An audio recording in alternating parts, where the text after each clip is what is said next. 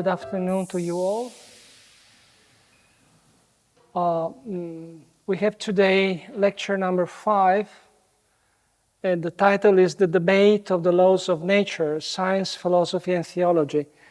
This is a very usual topic for the dialogue between science, theology, and philosophy, because the notion of laws of nature is common to all these three fields. In the Bible, we find the idea of God as a lawgiver who put laws, eternal laws in nature. Laws of nature is a typical topic of philosophy of science, and also in the natural sciences, we continue to speak of laws of nature. But at the same time, there's a very peculiar and at times problematic notion. Because we are not sure to know what a law of nature is. But in any case, this is just an attempt to show how fruitful and how intriguing is this topic. I organize my talk in these 6 steps, 5 steps more, a conclusion. The first step is the problematic nature of the laws of nature, a short status questionis. The second chapter is the natural laws and the metaphysical notion of nature as formal cause.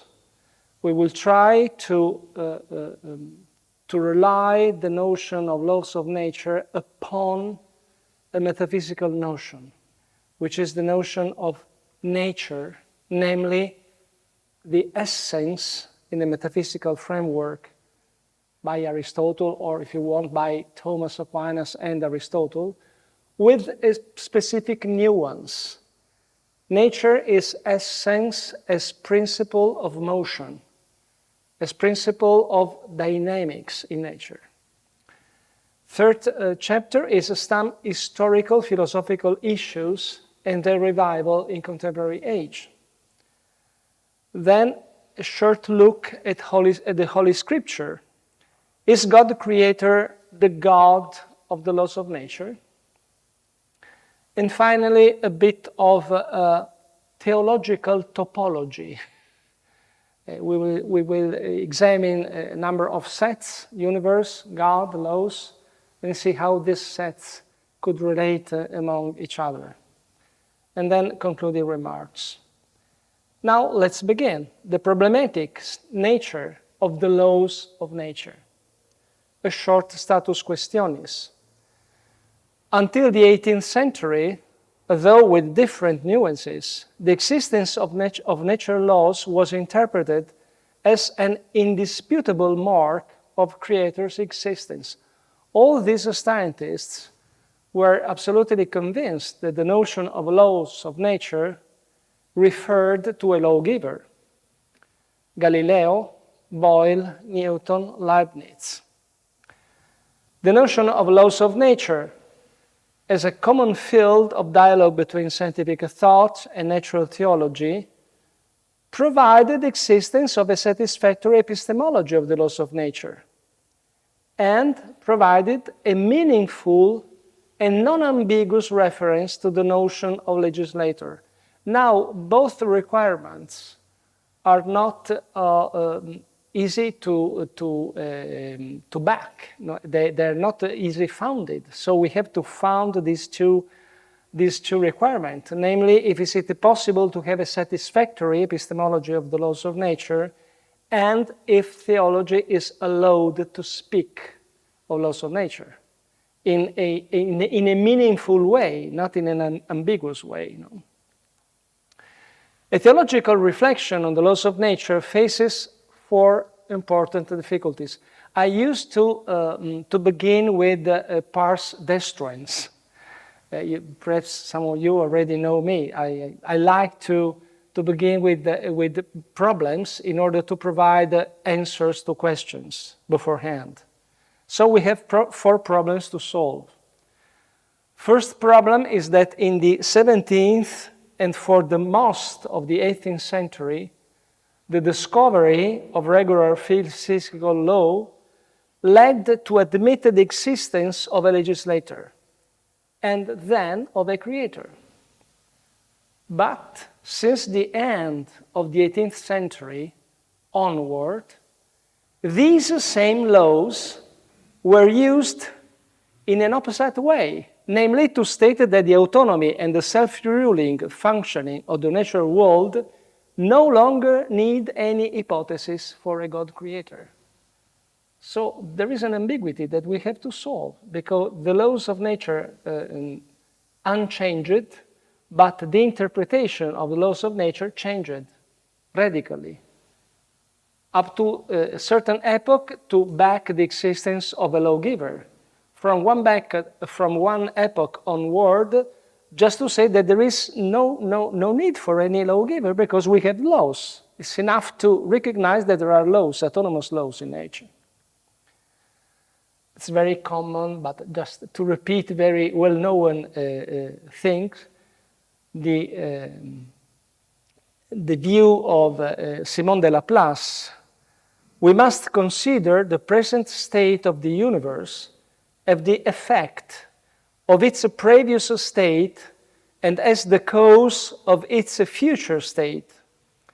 An intelligence which for a given moment knew all the forces by which nature is animated and the respective situations of all the beings composing it, if moreover it were profound enough to submit these data to analysis, it would embrace in the same formula all the movements of the greatest bodies of the universe and that of the lightest atom. Nothing would be uncertain for it. The future, like the past, would be present to its eyes. No, this is the Magna Carta of the deterministic view of nature. We today know that this view is no longer valid. Now, is the idea of a lawgiver no longer valid? This is our question.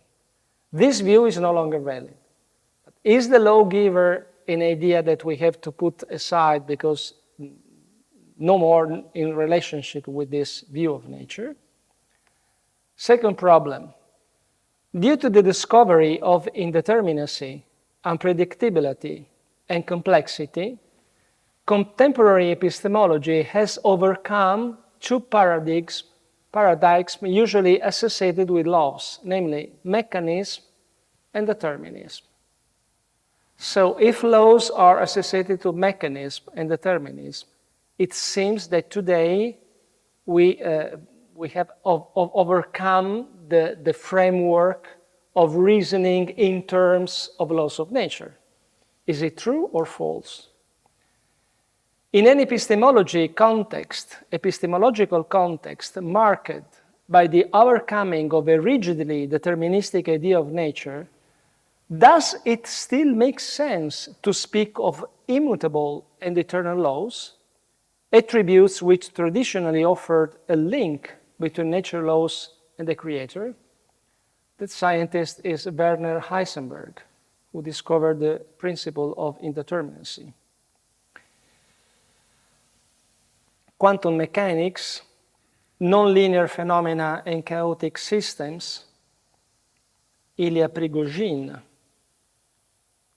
non-equilibrium thermodynamics. All these findings are typical of 20th century science, namely quantum mechanics and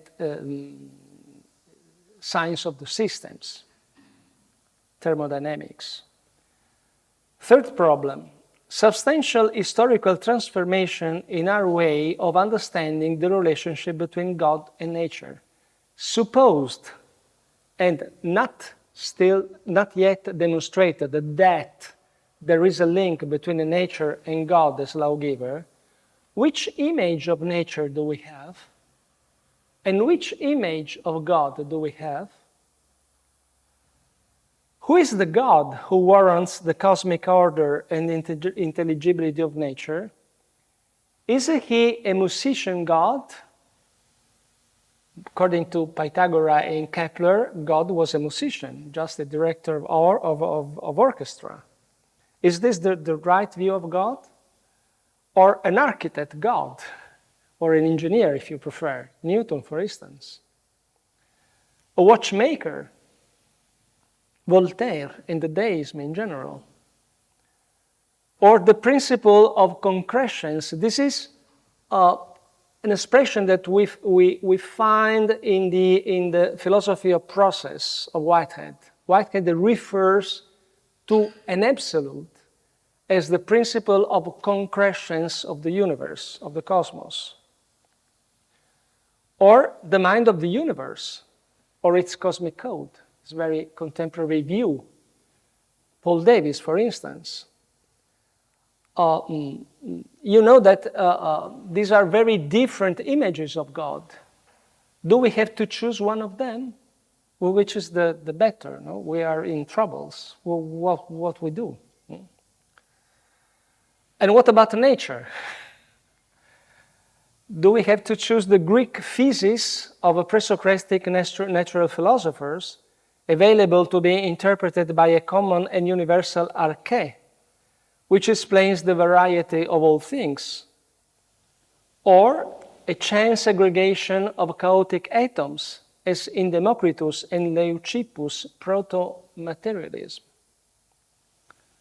Or nature like as a living organism? This was Plato's view. All the world is a big animal, a big living being. And this is very contemporary. Think of the Gaia hypothesis by Jim Lovelock. The Earth and the ecological system around the Earth is a living being. Even the whole universe. Liz Molin, who is an astrophysicist, suggested the idea that the entire universe behaves as a living body, as a living organism.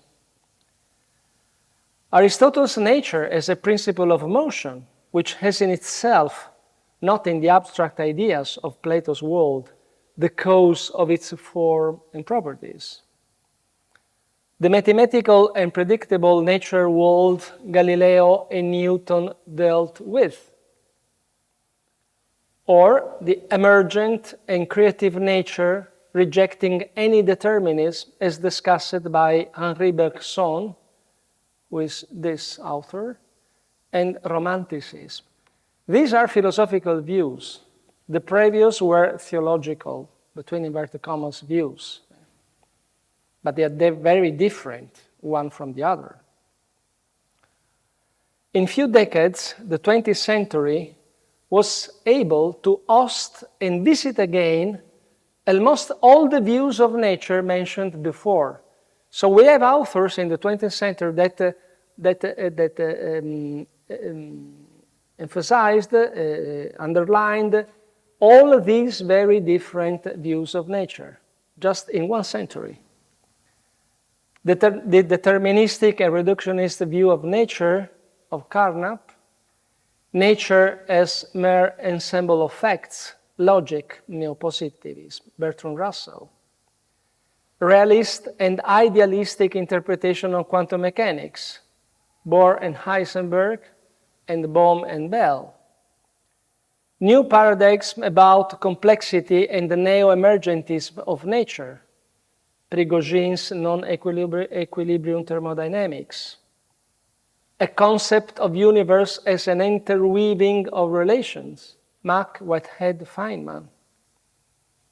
Or concept of nature as a coherent, even living organism, either on a planetary scale, Jim Lovelock is this author, or on a cosmic scale, Frank Tipler and Liz Molin.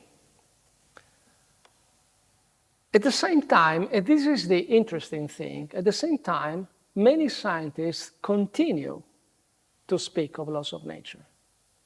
This notion was not put aside, but they is still present in many works. Richard Feynman.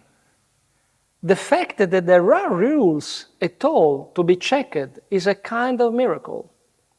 that it is possible to find a rule like the inverse square law of gravitation is some sort of miracle. There is an emphasis, but that there is the surprise to have in front of us laws of nature working.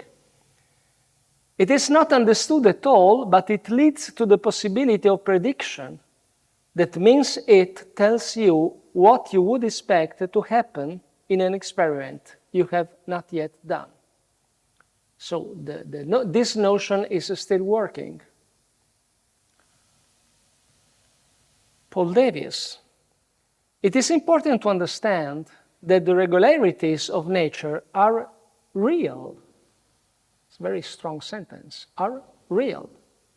Sometimes it is argued that the laws of nature, which are attempts to capture these regularities systematically, are imposed on the world by our minds in order to make sense of it. But, Paul Davies continues, the existence of regularities in nature is an objective fact. On the other hand, the statements called the laws of nature are found in textbooks clearly are human inventions. So there is kind of ambiguity. They are in nature, but they are in our mind. Where are they? They are inventions designed to reflect, albeit imperfectly, actually existing properties of nature. So Paul Davies perceives that there is a subjective dimension due to our way of understanding. These subjective dimensions locate the natural laws in our mind. But there is also an objective dimension, and this objective dimension locates the laws of nature in reality. Without this assumption that the regularities are real, science is reduced to a meaningless charade. So, in a sense, they are, in their mathematical form, part of our mental categories, but these mental categories have to reflect something objective in the world. What about theology or the church? Also, the popes continues to make explicit references to the laws of nature. Surprising. Pius XII. These are the titles of two speeches of Pius XII to the Pontifical Academy of Sciences. We are in the 40s. The laws that govern the world, the immutability of natural laws, and God's supreme government in the world. Some of you could think, well, they are a way of thinking of the first half of the 20th century, Pius XII, but now the popes no longer think in these terms. Wrong. We find a nice page on laws of nature in Fides et Ratio. The unity of truth is a fundamental premise of human reasoning, as the principle of non-contradiction makes clear. Revelation renders this unity certain, showing that the God of creation is also the God of salvation history. It is the one and the same God who establishes and guarantees the intelligibility and reasonableness of the natural order of things, upon which scientists confidently depend, and who reveals himself as the Father of our Lord Jesus Christ. Namely, the term laws does not appear, but the idea is quite clear here. No? It's an order of nature which founds the intelligibility of reality. The point at stake then seems, in my opinion, to be the following. Could the theology use today the notion of laws of nature in a way meaningful also for men and women of science, no matter the complex epistemological status of these laws and the many different ways of views of nature we had and still have? Could the theology work on this notion and use this notion no matter the very complicated history they have and the many meanings they have? I suggest a possible roadmap to follow. First, I suggest to understand and frame the notion of laws of nature in terms of the metaphysical notion of nature, physis, mainly as explained by Aristotle in Book 2 of Physics, which means essence, form, and in terms of lawful behavior of natural entities. Then explore the relevant historical epistemological views endorsed by Christian theology concerning the relation between God and nature. For instance, to see whether is it true that Christianity endorsed a deterministic view of nature or not. We have to go more in depth. And finally, investigate how the Holy Scripture talks about the natural laws and which image of God they refer to, a musician, an architect, or some other image of God. We have, by induction, to see which image of God is endorsed by the Bible. Now, let's begin our roadmap with this new chapter, chapter 2, the natural laws and the metaphysical notion of nature as formal cause. This chapter is perhaps the more philosophical one, but we are in a specialized course, so I give for granted that the majority of you have some ideas of Aristotelian philosophy of nature. We have a principle of lawfulness. I introduce this principle of lawfulness. I name this principle in this way. What do I mean by principle of lawness? I mean that there is a uniform and lawful behavior inductively discovered, which ultimately lays on the stability of the metaphysical nature of each material entity. In a nutshell, all the material entities behave always in the same way when they are in the same conditions, in the same environment. They behave always in the same way. This is a principle of lawfulness. We have a deterministic principle, which is another thing, which is different from this principle of lawfulness. The deterministic principle says that once the status of a physical system, may be virtual or real, is known, and the laws which describe the evolution in space and time of all its physical mathematical parameters and variables are known too, then it is always possible to know in a deterministic way the system's configuration at any past or future time. Do you see the difference between these two principles? In this first principle, we do not have maths. We do not have quantities. We do not have any computational work. We just have the idea that the behavior is the same and lays upon a metaphysical substrate.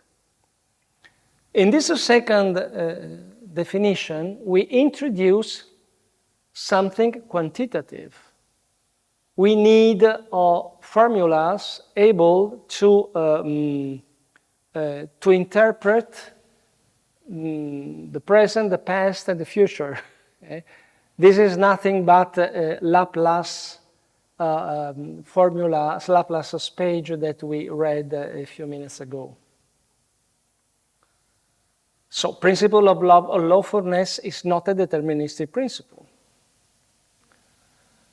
And we have also, just a moment, I end with this. We have also a principle of causality, which says a different thing. every finite and contingent entity in the order of being and every change in the order of becoming always have a cause. So, this last principle is very general, is the broader among these three. This second principle, principle of lawfulness, is a specific manifestation of principle of causality.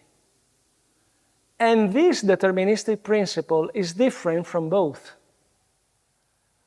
I emphasize this difference between if do not accept a deterministic principle, we are not obliged to refuse a principle of lawfulness and the principle of causality. In other words, the principle of causality does not stand or fall down with a principle of determinacy. You ask a question? What is the argument provided by Laplace, for instance, to found the deterministic view is only in the idea was the mathematic of that epoch, which was a very deterministic mathematics and physics. So at the time of Laplace, we had no idea of quantum mechanics, of unpredictability, of complex systems.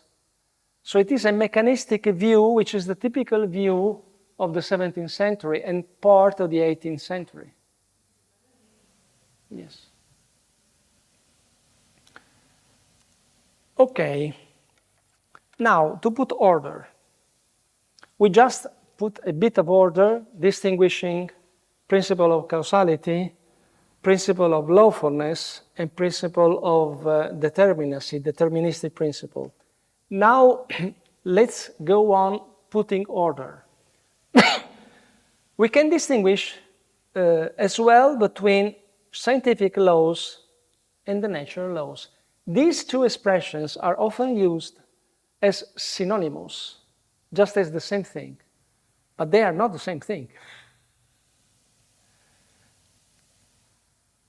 Let's recall the page we just read by Paul Davies. They are just extracted of that page.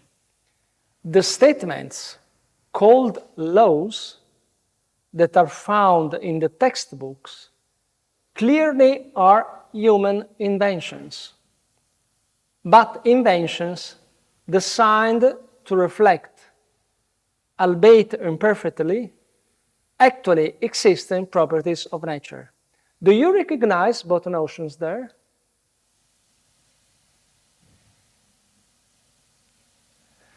Do you recognize that these are scientific laws and these are natural laws?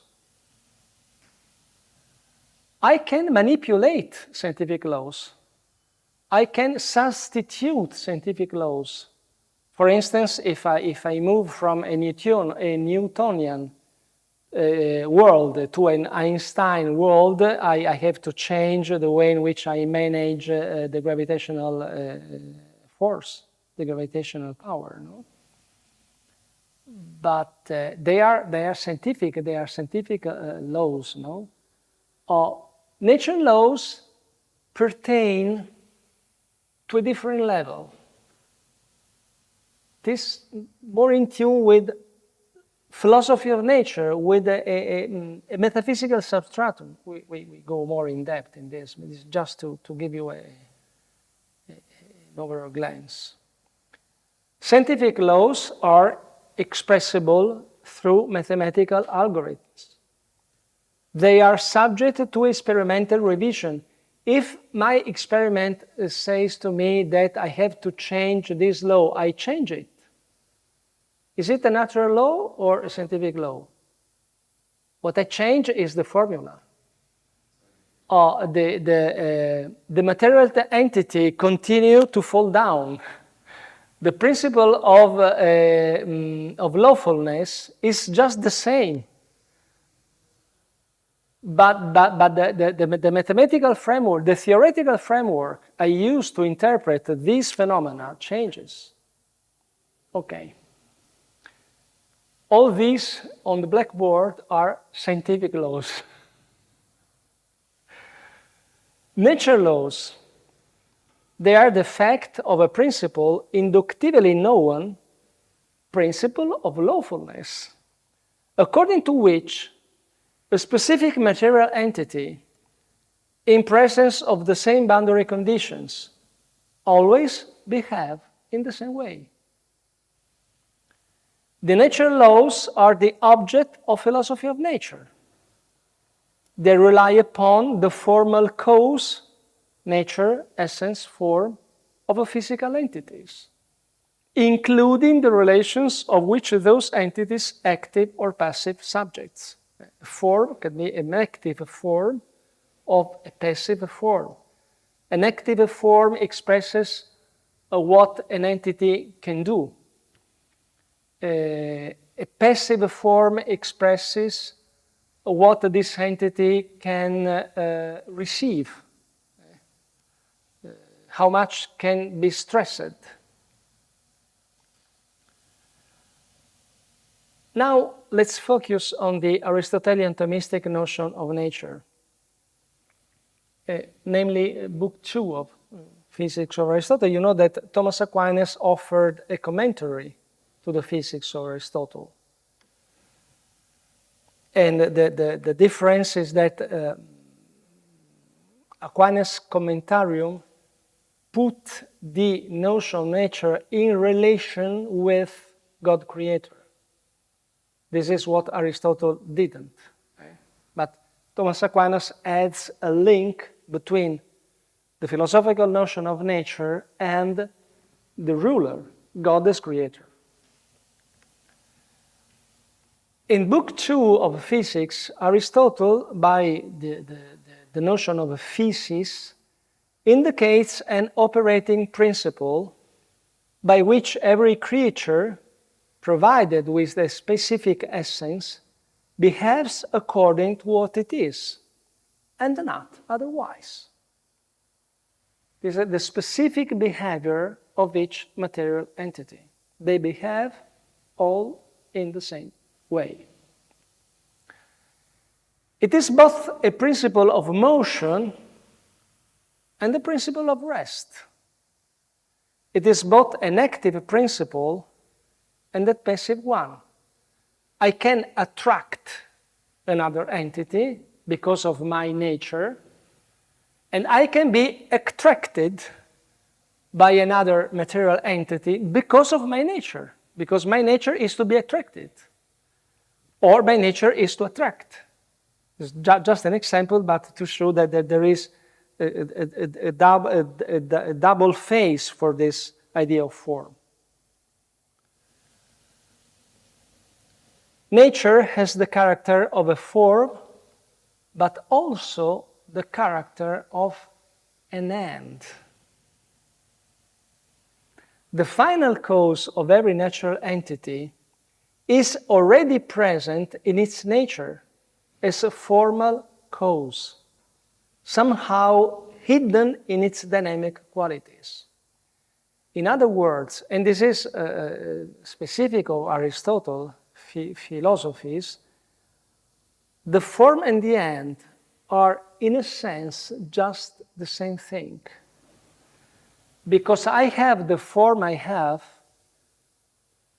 because I have to tend towards an end.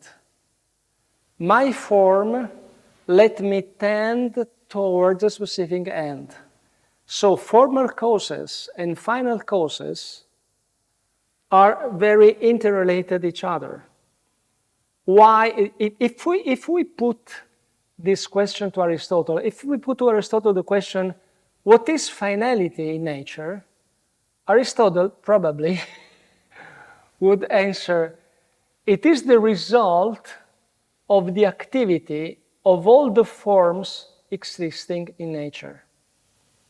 Okay, so we speak of form, but the notion of form has inside some hidden reference to finality, to an end, because I have that form and not another form. I behave in this way and not otherwise. This is my aim. This is the finality I have.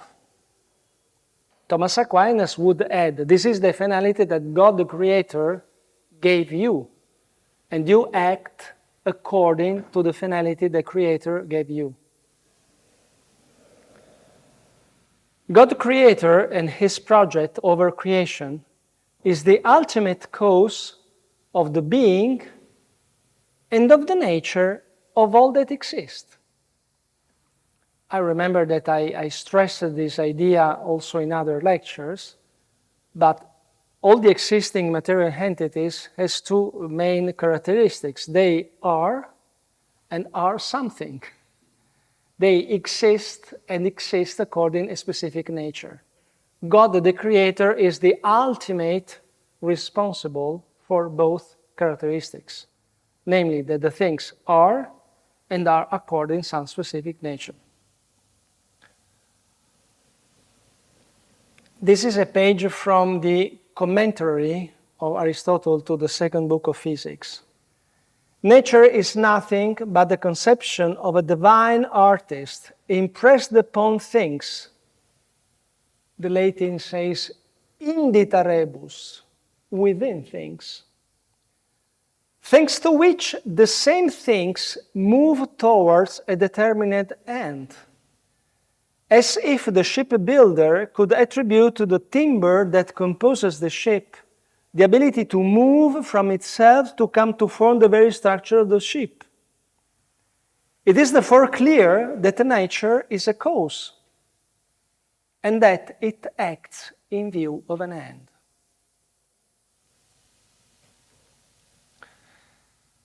This is from the commentary to metaphysics, but the idea is just the same. It's in Latin, but it's very easy Latin, no? Et ipsa natura unusquisque est quedam inclinatio, bending, indita ei a primo movente, that is God, ordinans in debitum finem, et hoc patet quod res naturales agunt propter finem. Licet finem non cognoscant, quia a primo intelligente assecuntur inclinationem in finem. They received their own nature by a creator, and so they behave according their own nature. And this nature is intrinsic to them. They possess this nature as something their own. It's not extrinsic. This is their nature, their specific nature. Just a parenthesis. We can apply all these things to the human being. What is our nature?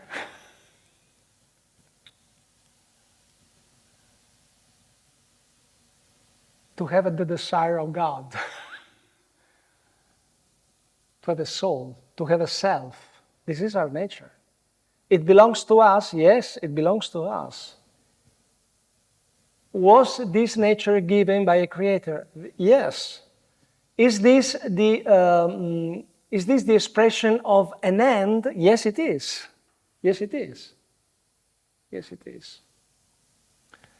Now, let's read a page from Copernicus. Probably Copernicus didn't read any page from the books of Aristotle, but the idea is just the same. Look, I believe that gravity is nothing but a certain natural desire which the divine providence of the Creator of all things has implanted in parts together as a unity and a whole by combining the form of a globe. Just the same. Okay? This is to build a planet, a round planet. That page by Thomas Aquinas was to build a ship, but the process is just the same. This impulse is present, we may suppose, also in the sun, the moon, and other brilliant planets, so that through its operation, they remain in that spherical shape which they display. This is a page from De Revolutionibus. I prefer just to end this chapter and then have a break. So 5 minutes more. The nature of things is an intelligible metaphysical substrate which let things to be what they are. Nature, essence, quidditas, put in English, givenness. Nature is given, discovered, not created. The mathematical formulas we find to describe their behavior are created. But the very way of behaving is not created, is given, is in things. Nature makes science possible without being direct object to any scientific quantitative analysis. A world created by God is a world of natures, a world in which there are stable properties, specific formalities, and lawful behaviors. Do you remember that among the conclusions of a previous lecture, there was the conclusion that a world without any rule couldn't exist? Remember? To exist, we need rules, was the conclusion of our previous lecture. Thanks to the metaphysical notion of nature and to the tight correspondence between formal and final causality, we can approach the concept of finality from inside, not as a purpose imposed from outside, but as a manifestation of a property inner to each material entity. The relationship between God and the specific nature of all creatures is nothing but the relationship between the first cause and second causes, which helps to understand God's action in a created world. So the created natures play the role of secondary causes, of second causes. And God, the ruler, the creator, plays the role of a first cause. Another page by Thomas Aquinas. Everything which happens either happens by chance or for the sake of an end. Now, those things which happen outside the intention of an end are said to happen by chance. But it's impossible for those things which happen in every instance, or in most instances, to happen by chance. Therefore, those things which happen in every instance, or in most instances, happen for the sake of something. So we have two possibilities. Something happened by chance, something happened always in the same way. If something happens always in the same way, it happens for the sake of something. Now, whatever happens according to nature happen either in every instance or in most instances. And even they admitted. Therefore, whatever happens by nature happens for the sake of something. Why Thomas Aquinas says in most instances and not in all instances? Because he says there are a number of obstacles that impede, that prevent the cause to act. So the nature will act in the way according to its essence, but it cannot. So this is the reason why something couldn't every time, but also the majority of times. It's not that nature fails. Nature never fails, but there are some obstacles to let nature express itself. Things which happen naturally are done so that they lead to an end. Therefore, they are disposed to be done in such a way that they are for the sake of an end.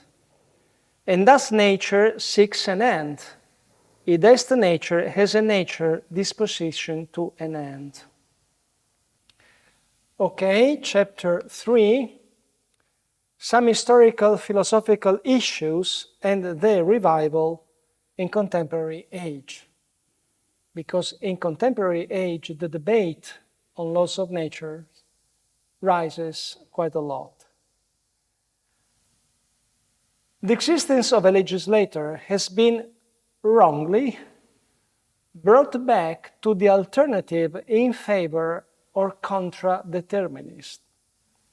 Is our cosmos deterministic? Yes, then a lawgiver exists. Is our cosmos non-deterministic? Then a lawgiver does not exist. So this alternative is quite common in public opinion, popularization of science, but it is wrong. And now I'll try to show you why it is wrong. The mathematization of the natural phenomena mistakenly identified the principle of lawfulness with a deterministic principle. Remember the difference? Principle of lawfulness is valid also when a deterministic principle is no longer valid. Principle of lawfulness remains. Assuming the determinism of the laws, modern age transition from a totally dependent on God view of nature to a self-ruling and autonomous view of nature gives rise, or gave rise, to a transition from the evidence of God's existence, Leibniz, Galileo, Newton, Boyle, to the evidence that such hypothesis turns out unnecessary. Laplace and onward, okay? All the 19th century. Once a metaphysical view on the natural world is lost, mechanism identifies the principle of causality with a deterministic principle. If you don't know any of metaphysics, you will easily identify determinism with causality. But if you know a bit of metaphysics, you do not identify these two terms, these two ideas. But we today live in an epoch of a very poor metaphysical thought. So this identification is quite common. Once a metaphysical view of the natural world is lost, mechanism identifies the principle of causality with a deterministic principle. The debate in favor or contra determinism becomes a debate for or against the existence of a cause, that is God. Supporting the concept of laws, has the Judeo-Christian revelation endorsed a view of nature governed by determinism and necessity? The answer is definitely no. Let's see why. The created world has not the same attributes as God. The necessity of what happens in nature is a necessity related to God, who is the only necessary.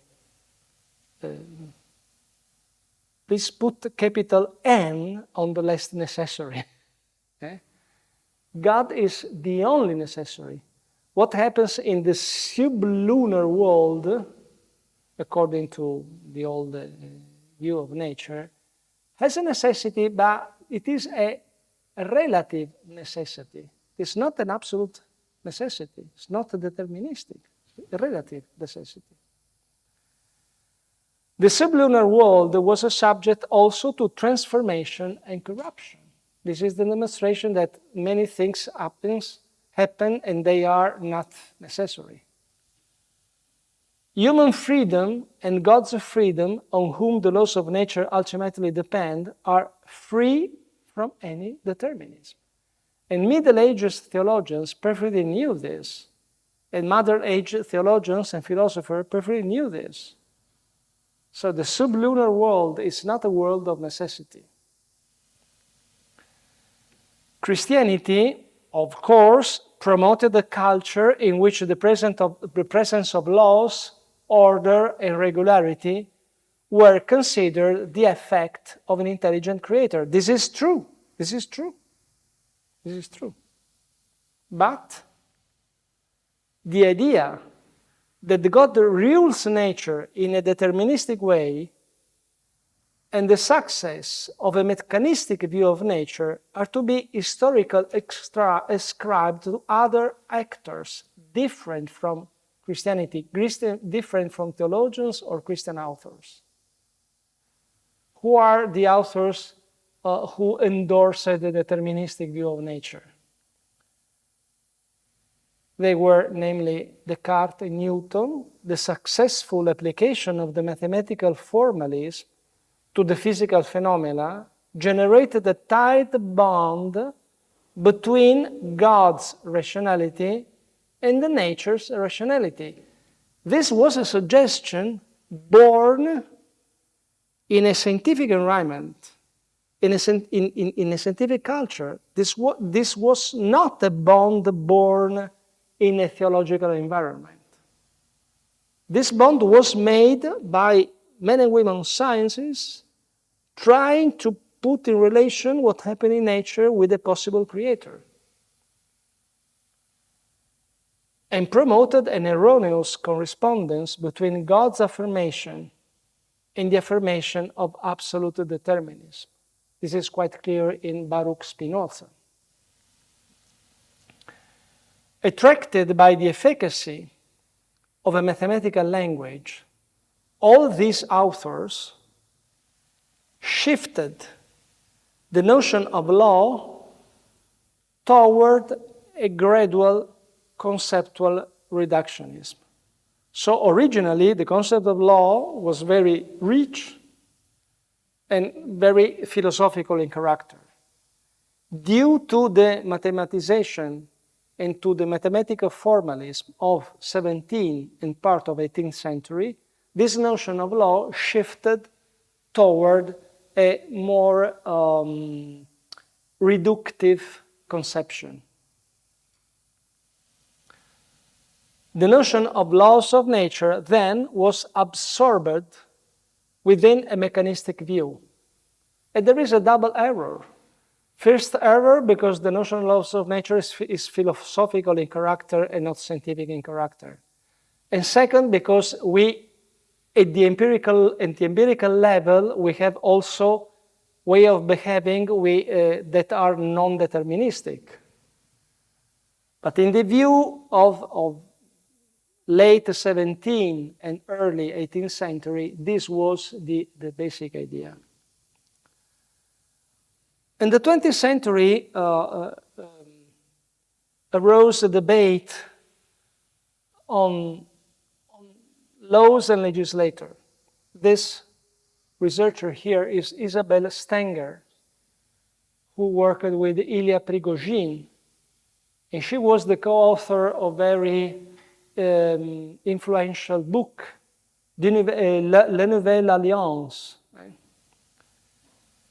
Stengers and Prigozhin suggested a transition from the ideal, ordered, and immutable cosmos of the natural laws to the real, disordered, and unpredictable universe of evolutionary processes.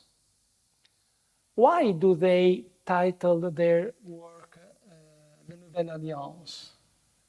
Because they thought that finally finally, in their view, I do not endorse this view, but in their view, finally, the natural sciences could dialogue again with the human sciences.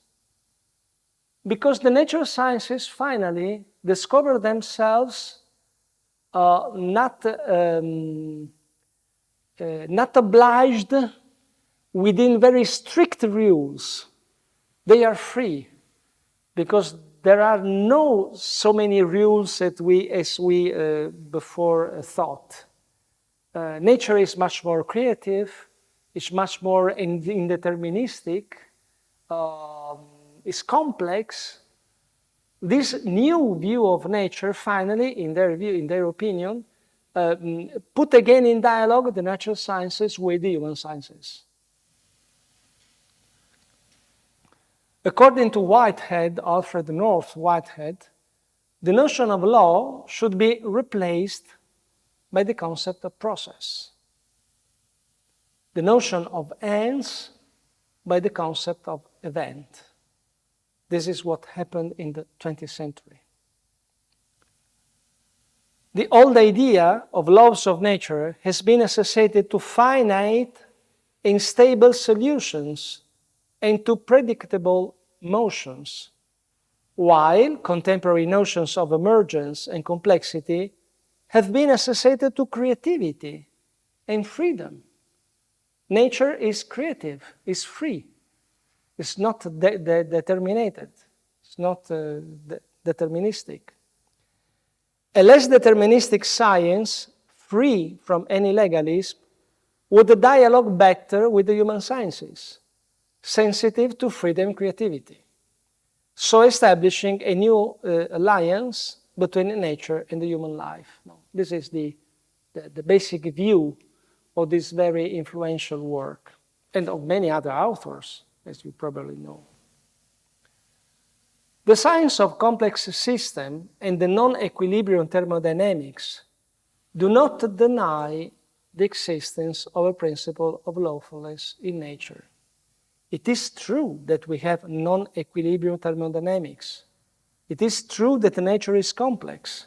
It is true that nature is unpredictable. But these do not deny any principle of lawfulness. Why? Because mathematical unpredictability is different from indetermination of physical properties of material entities. Material entities have their own nature, but the way in which I try to mathematize a system perhaps it's not possible to mathematize a system. It is too complex. It is unpredictable. I don't have a mathematics apt to tell me what will happen in 24 hours or in 48 hours. For instance, weather is a complex system. This is the reason why our meteo application fail so often, no? Because it is a complex system, no? This is unpredictable. But what does it mean? That the laws that move clouds, rain, and pressure are without any principle of lawfulness? No. There are principles of lawfulness that let all these material entities to behave in a particular way and not otherwise. But I do not have a mathematics or a computer adequate to foresee exactly what will happen in 2 or 3 or 4 days. The emergence of ordered forms from chaos may occur because the existence of laws of nature. I will do an example in a few minutes. Phenomena can be approached or represented in probabilistic terms because the existence of probability laws, which ultimately rest upon the behavior of nature. So, emergence, chaotic systems, systems that I can treat only in probabilistic terms. All these things lie upon a substratum which is a principle of lawfulness, because laws, natural laws, exist. If they do not exist, we do not have any possibility to do science. You say, well, we have a tornado here, no? It is a complex, undetermined system, but we have laws of nature acting here. We are not able to represent in a finite mathematical form, but they are there, exist. This is an hydrogen nebula which will give rise in a few thousands of years to a star. If you look at this hydrogen nebula, you say, well, this is a chaotic system. Absolutely. You don't have any possibility to represent the motion of all the atoms of hydrogen in this nebula. It is not possible to do this. But in a few thousands of years, from this nebula, a number of stars will begin to shine, to enlight. A star is a very specific object with with a gradient of pressure, of gravity, laws of radiation. So you have a definite system coming from an absolutely chaotic system. What happens? Are there laws working? Yes, of course. Laws of gravity. A star is born because the atoms of hydrogen begin to collapse and to form small masses, which attracts other masses. And so an accretion globe begins to operate, which grows and grows and grows and grows in mass. Then it collapses. Then the temperature in this mass of hydrogen reaches a value adequate for letting nuclear synthesis begin. And so the star begin to enlight. So at the end you have a definite object, and at the beginning you have a chaotic object, but this transition is a transition led by the very action of laws of nature. Even if you do not have scientific laws adequate to represent all this process. Quantum mechanics. Quantum mechanics do not deny the existence of lawful behaviors in natural phenomena. Quantum mechanics put in light indetermination principle, that is the impossibility of determining both the particle's position and the velocity with a given level of accuracy. This is well known. But also complementarity principle, a same material entity, a particle, shows both a wave and particle behavior. Non-locality phenomena. They apparently violate the way in which information propagates along space-time. Just a parenthesis. The way in which information propagates is different from the way in which causality acts. The principle of causality is much more general than the rule to let information to behave in one way or into another. This is the very reason why we have many different interpretations of quantum mechanics, no? holistic view of the cosmos, many ways to interpret a non-locality. Actually, indetermination on a microscopic level is indeed compatible with the existence of lawful and regular effects produced on the macroscopic level of quantum processes.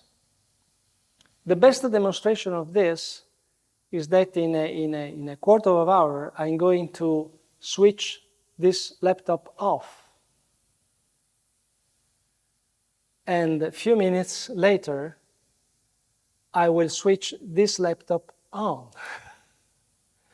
And I will find exactly the file, the presentation, and the data I had before. I continue to have them. This object works thanks to quantum processes. It's absolutely indeterminate. No, I switch it off and switch it on, and it works. Okay. Among the many possible interpretations of quantum mechanics phenomena, there are those consistent with the principle of causality. So the idea that quantum mechanics denied the existence of causality in nature and then denied any possibility to think of a primary cause, it is very superficial in a sense. Okay, Holy Scripture and the natural laws. Is God the creator, the God of laws of nature? Is there a theology of the laws of nature intelligible to the world of science without obliging to endorse the image of a God architect, watchmaker, or programmer? Are we theologians obliged to endorse these images of God if we want to speak of laws of nature? No, we can speak of laws of nature without endorsing these images of God. Why?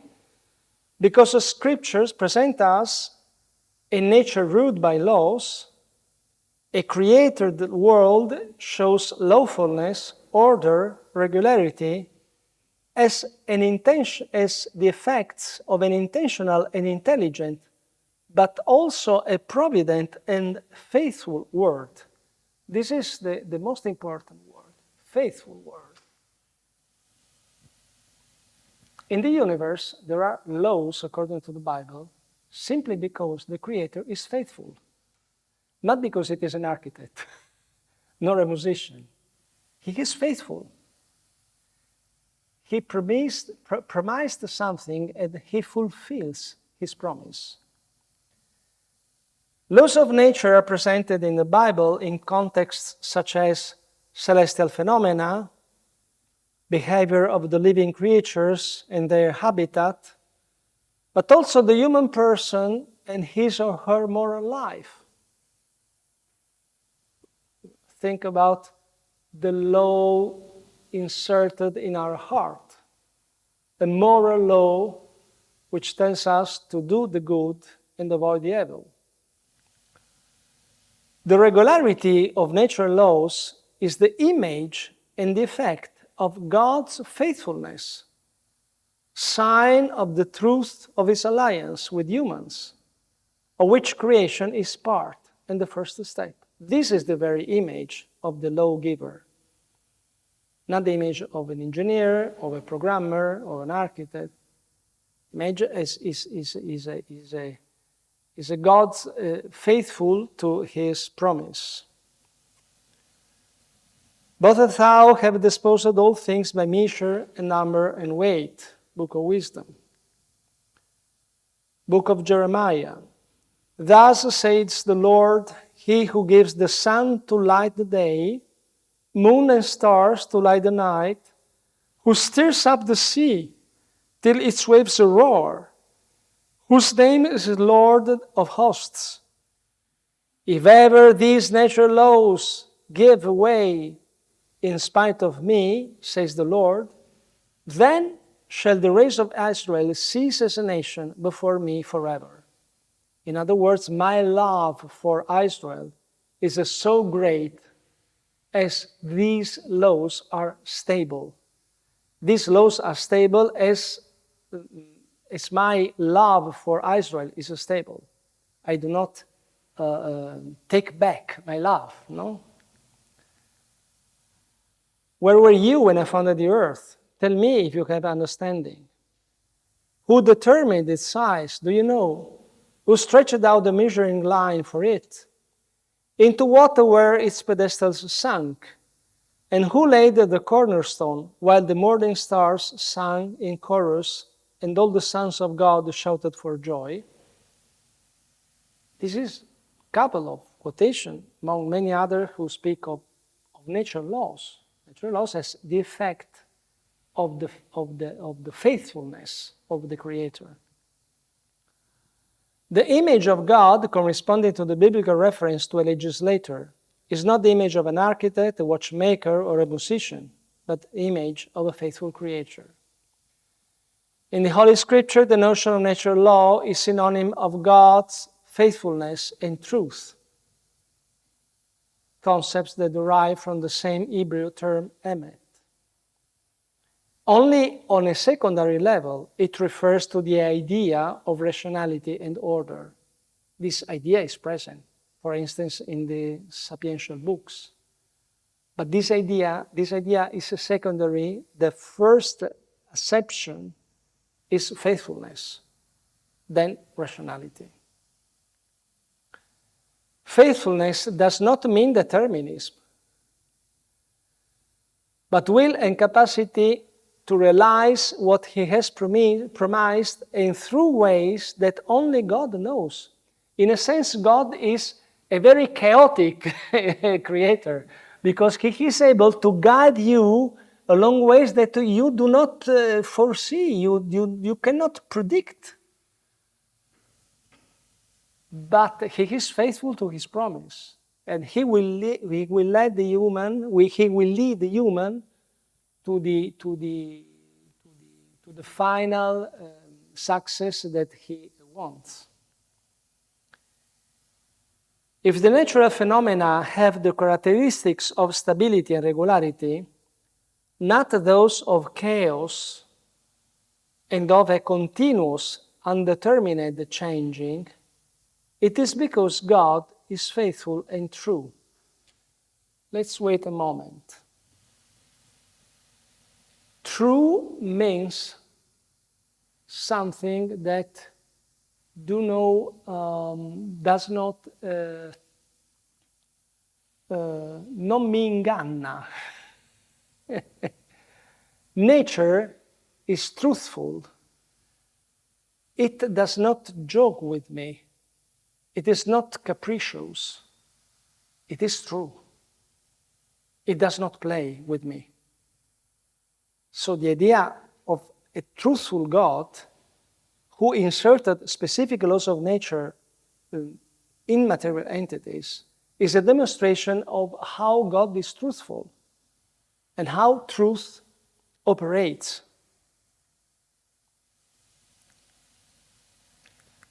Okay. We are on time. Chapter number 5, the last one, then we have a couple of slides for conclusions. Now, let's have a journey into this theological topology. The universe, U, the laws of nature, L, and God, G, an intriguing cosmic topology. Let's compare two sets. Set U, which means universe, and set L, which means laws.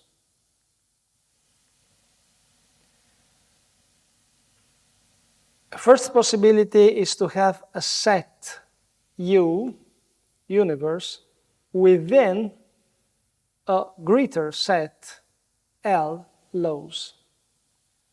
Which kind of view is this? U contained in law. The set of laws is greater. It embraces the universe. This is the Platonic conception. Laws, their ideas, have their own consistency. previous to and independent from the real cosmos U. First, laws. Then U as something which happens thanks to the laws, which act in a special way. But in a similar way, some contemporary cosmologies postulate mathematically the ideal multiplicity of many possible universes, our universe being one among many. This is exactly the same framework. We first have a theoretical law, a many-world model, or even a quantistic model of the universe, some way of representing a mega law, and then the universe is a specific case which could happen.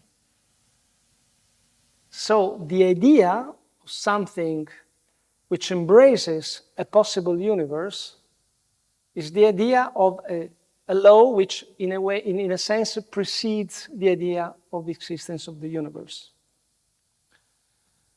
But we can also have the opposite way.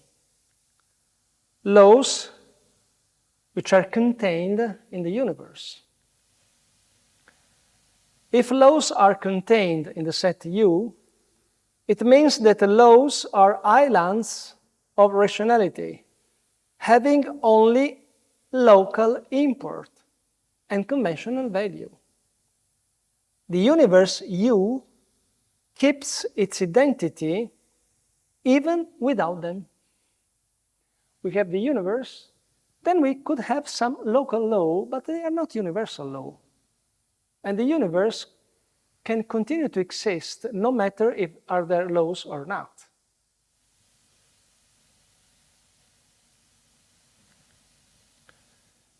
Or the universe coincides with its laws.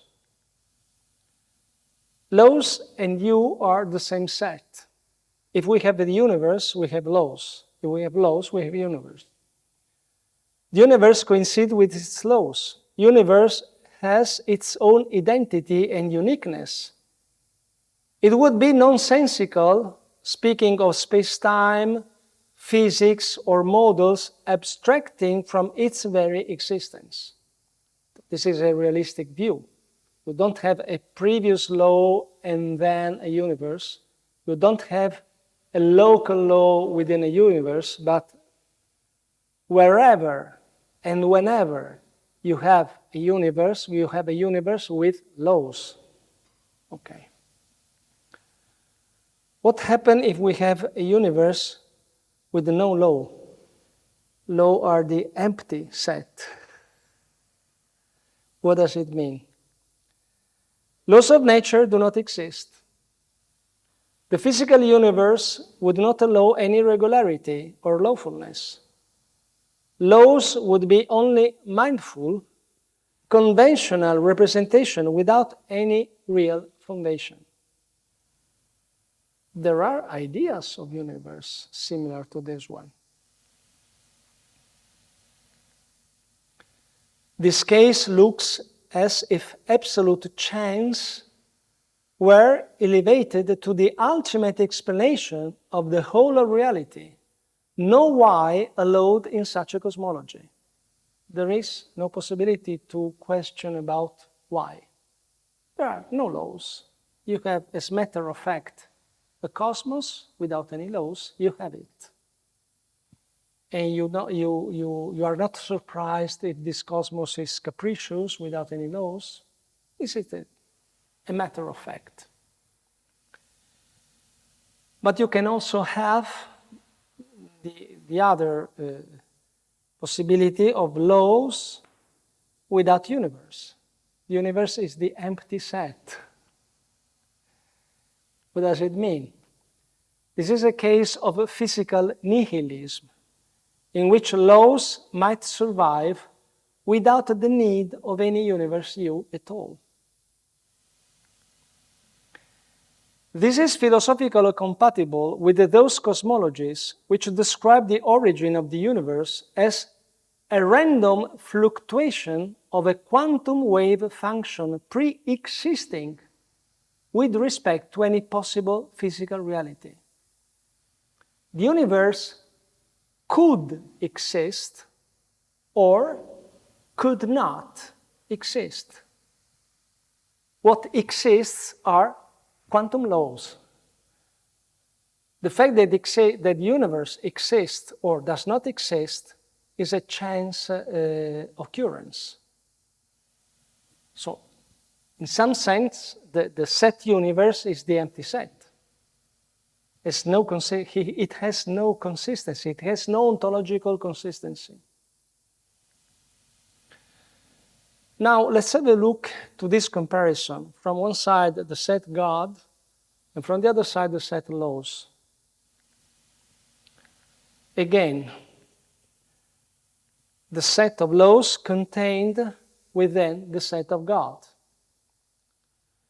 The reality of laws is a subset of God's reality. This case would indicate some intuitive aspects of a sovereignty of God over the laws of nature. It is consistent with a biblical view. God is more than laws. He acts over laws. Laws reflect something of God, but they are not God. God is more than laws. Only in this universe could miracles happen. Or you have a set of laws, and then as a subset, God. God is contained in laws. The reality of God is included in laws. This image of God is typical of process theology. God's nature depends on the world's history. According to some radical process theology, God does not know future. It's less than the reality, the real functioning of the world. A world in process, in an everlasting process, in a never-ending process. But also classic Manichaean dualism, the good and evil, being gods or divine characters, are subject to a conflictual cosmic law. So gods themselves are the object of a super rule which rules what happens in the world of gods. We have the good and evil. In the Greek tragedies, even the gods had to fulfill the laws imposed by Fatum. Okay.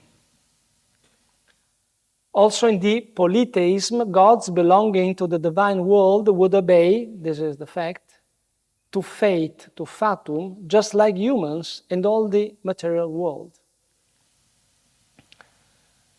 Now the possibility that God and laws are the same set. This is namely the pantheistic view, clear. Ancient and Eastern pantheism, as well as contemporary proposals which assume a cosmic universal law as a divine principle which replaces a personal God. Who is God? Law. It would also indicate the identity between the attributes of the philosophical image of God and the attributes of the laws of nature, eternal, infinite, rational, immutable. God is a super law, nothing more, nothing less. God and the world are just the same thing. Or we have God without laws.